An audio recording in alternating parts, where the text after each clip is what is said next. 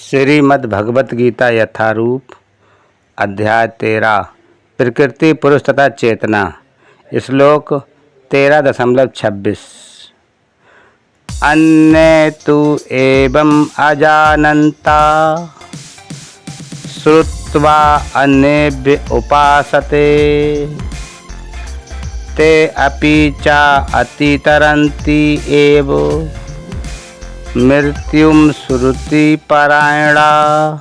भावार्थ, ऐसे भी लोग हैं जो यद्यपि आध्यात्मिक ज्ञान से अवगत नहीं होते पर अन्यों से परम पुरुष के विषय में सुनकर उनकी पूजा करने लगते हैं।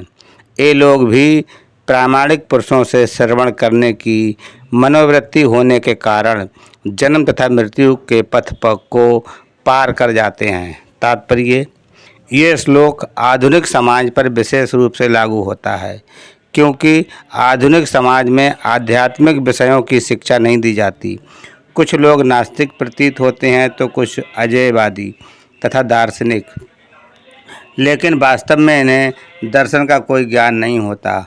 जहाँ तक सामान्य व्यक्ति की बात है, यदि वह पूर्ण आत्मा है तो श्रवण द्वारा प्रगति कर सकता है।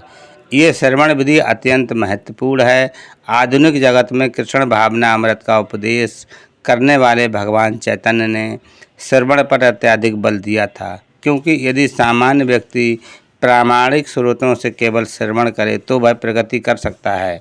विशेषतया चैतन्य महाप्रभु के अनुसार यदि वह हरे कृष्ण कृष्ण कृष्ण हरे हरे, हरे राम राम राम हरे हरे दिव्य ध्वनि को सुने।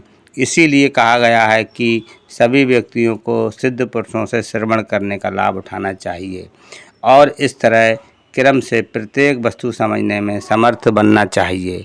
तब निश्चित रूप से परमेश्वर की पूजा हो सकेगी। भगवान चैतन्य महाप्रभु ने कहा है कि इस युग में मनुष्य को अपना पद बदलने की आवश्यकता नहीं है, अपितु उसे चाहिए कि वह मनोधार्मिक तर्क द्वारा परम सत्य को समझने के प्रयास को त्याग दे। उसे उन व्यक्तियों का दास बनना चाहिए जिन्हें परमेश्वर का ज्ञान है।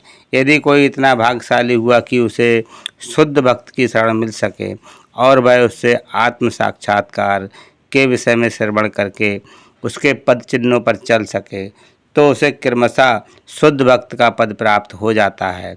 इस श्लोक में श्रवण विधि पर विशेष रूप से बल दिया गया है और वह सर्वथा उपयुक्त है।